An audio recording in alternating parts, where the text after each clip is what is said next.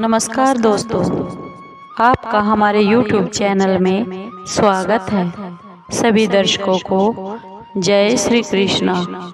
दोस्तों, कैसे हैं आप? उम्मीद है आप सब अच्छे होंगे।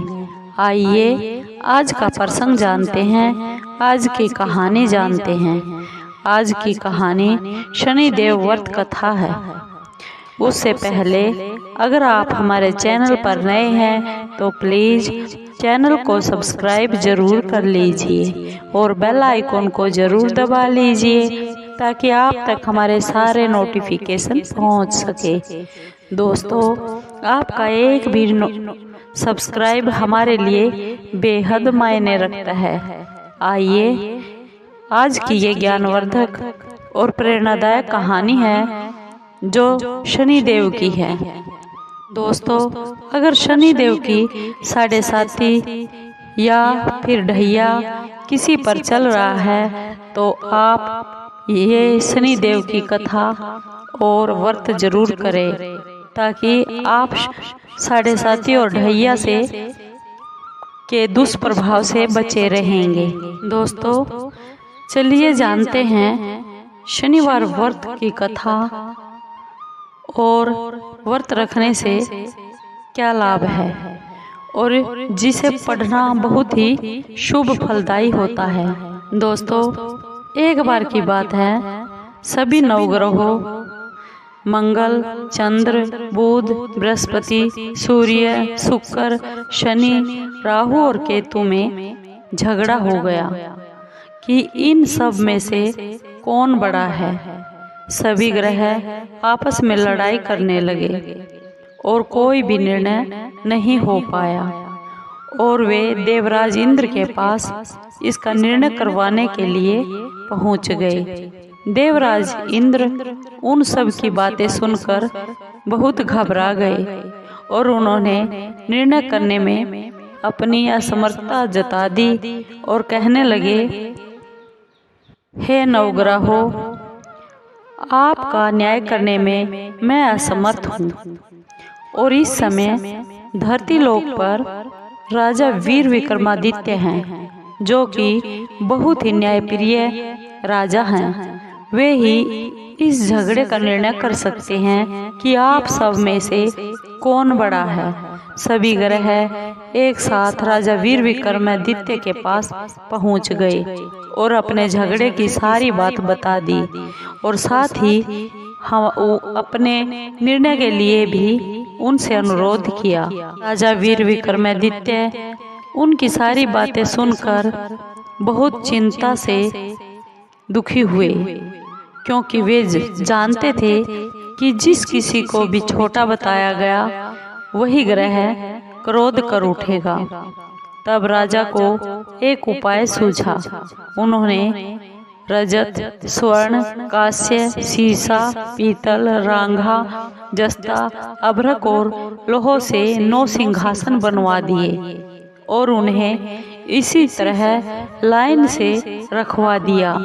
फिर उन सब में से निवेदन किया, आप सभी अपने अपने सिंहासन पर विराजमान हो जाइए। जो भी अंतिम सिंहासन पर बैठेगा वही सबसे छोटा होगा। के अनुसार लोहे का सिंहासन सबसे पीछे रखा हुआ था और बाद में होने के कारण शनिदेव सबसे बाद में बैठे तो वही सबसे छोटे कहलाए। शनिदेव को लगा कि राजा ने ऐसा जानबूझकर किया है और वह बहुत गुस्से में राजा से बोले, हे राजा, तू मुझे नहीं जानता।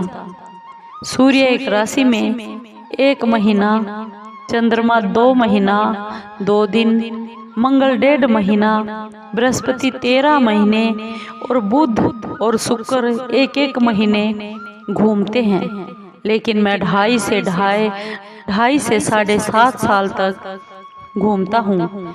बड़े बड़ों का मैंने विनाश कर दिया है। श्री राम की 7.5 आई तो उन्हें भी वनवास हो गया। रावण की आई तो उसकी लंका को वानरों की सेना से हारना पड़ा। अब हे राजा वीर विक्रमादित्य, तुम भी सावधान हो जाओ। ऐसा कहकर क्रोधित होते हुए शनिदेव वहां से चले गए। तभी देवता भी खुश होकर वहां से चले गए। कुछ समय बाद राजा की 7:30 आ गई। तब शनिदेव घोड़ों के सौदागर बनकर राजा वीर विक्रमादित्य के पास आए। उनके साथ कई बढ़िया घोड़े थे। राजा ने यह समाचार सुनकर अपने अश्वपाल को अच्छे अच्छे घोड़े खरीदने की आज्ञा दे दी। उसने कई अच्छे अच्छे घोड़े खरीदे। वह सबसे उत्तम घोड़े को राजा की सवारी के लिए दे दिया। राजा जो ही उस घोड़े पर बैठा, वह घोड़ा एकदम सरपट वन की ओर भाग गया। भीषण वन में पहुंचकर वह घोड़ा अंतर्ध्यान हो गया। वन में वह राजा बहुत भूखा और प्यासा भटकता रहा। तब एक ग्वाले ने उसे पानी पिला दिया। राजा वीर विक्रमादित्य ने खुश होकर उसे अपनी अंगूठी दे दी। वह अंगूठी लेकर राजा नगर को चल पड़ा। देकर वह अंगूठी राजा उस ग्वाले को देकर नगर को चल पड़ा और वहां अपना नाम उज्जैन निवासी वीका बताया। वहां एक सेठ की दुकान थी। उस सेठ की दुकान में उसने जल पानी पिया और कुछ देर के लिए आराम भी किया। भाग्यवश उसी दिन सेठ की बहुत बिक्री हो गई। सेठ उसे खाना इत्यादि कराकर खुश होकर अपने साथ घर ले आया। वहां उसने देखा कि एक खूंटी पर हार टंगा हुआ है। जिस खूंटी पर हार टंगा हुआ था, वह खूंटी उस हार को निगल रही थी। थोड़ी देर में पूरा हार गायब हो गया।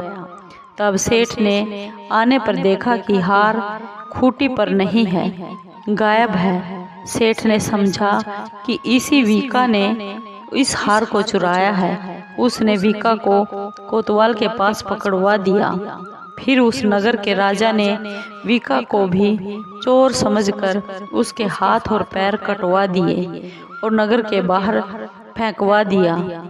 वहां से एक तेल निकालने वाला वहां से जा रहा था, जिसे उसको वीका को देखकर बहुत दया आ गई और उसने वीका को अपनी गाड़ी पर बैठा लिया और वह अपनी जीभ से उन बैलों को हाँकने लगा। उस समय राजा के शनि दशा खत्म हो गई थी। बरसात की ऋतु आ गई।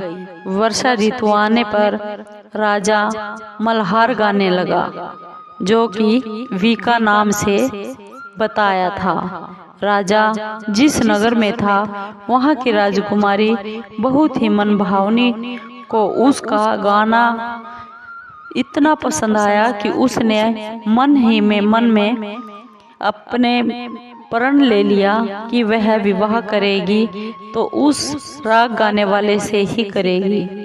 राजकुमारी ने दासी को राग गाने वाले को ढूंढने के लिए अपने पहरेदारों को भेजा और कहा कि ये राग गाने वाला कहीं भी हो, उसे ढूंढ कर लाओ।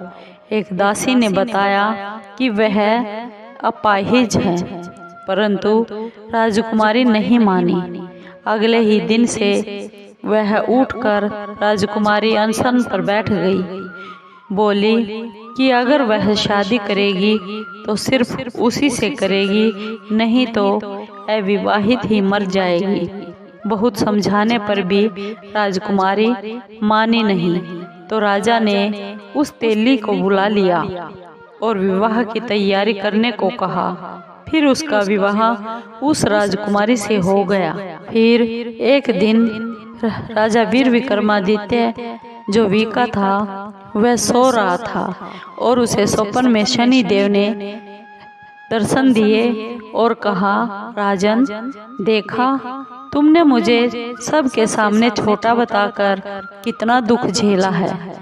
तब राजा ने उनसे माफी मांगी और उससे प्रार्थना करते हुए बोला कि हे शनिदेव, जैसा दुख तुमने मुझे दिया है कभी किसी और को नहीं देना। शनिदेव मान गए और बोले कि जो मेरी व्रत और कथा कहेगा उसे मेरी दशा में कोई भी दुख नहीं होगा। जो भी आदमी, जो भी व्यक्ति रोज मेरा ध्यान करेगा और चींटियों को आटा डालेगा, उसकी सभी मनोकामनाएं जीवन में पूर्ण होंगी।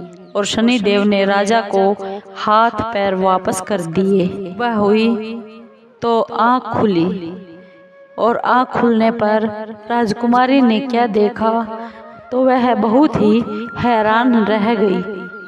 विका ने उसे बताया कि वह उज्जैन का राजा वीर विक्रमादित्य है। सभी लोग बहुत प्रसन्न हो गए और सेठ ने जब यह बात सुनी कि वह राजा के पैरों में गिरकर माफी मांगने लगा।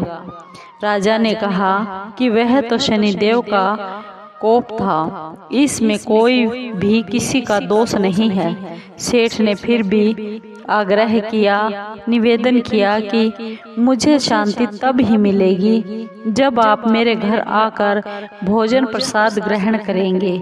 सेठ ने अपने घर जाकर नाना प्रकार के व्यंजन भोजन बनाकर राजा को खिलाया और सबने क्या देखा कि जो खूंटी हार निगल गई थी वही खूंटी अब उस हार को उगल रही है। सेठ ने अनेक मोहरे देकर राजा का धन्यवाद किया। सेठ ने अपनी कन्या श्री कंवरी से राजा का विवाह करने का निवेदन भी किया।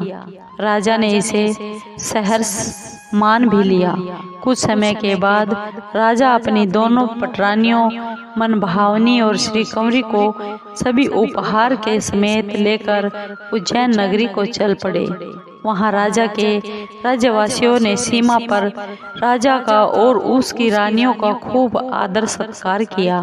सारे नगर में दीपमाला बनाई गई और दिवाली की तरह बहुत ही खुशियां मनाई गई। राजा ने घोषणा की कि मैंने शनिदेव को सबसे छोटा बताया था, जबकि असल में वह शनिदेव सबसे श्रेष्ठ है। तब से सारे राज्य में शनिदेव की पूजा और कथा हर रोज हर शनिवार होने लगी। राजा, सारी प्रजा और खुशी से आनंद के साथ जीवन बिताने लगे। जो भी कोई शनिदेव की इस कथा को सुनता है या फिर पढ़ता है, उसके सभी दुख दूर हो जाते हैं। व्रत के दिन इस कथा को जरूर पढ़ना चाहिए। से आप साढ़े साथी और शनि के ढैये से मुक्ति पा सकते हैं, उसके दुखों से बाहर निकल सकते हैं। बोलो शनिदेव की जय। दोस्तों, आपको ये शनिदेव की कथा कैसी लगी? अगर आपको कोई कष्ट है या आप किसी परेशानी से दुखी हैं तो आप शनिदेव की कथा जरूर सुनिए और व्रत भी कीजिए, जिससे आपको दुखों से छुटकारा मिल सके।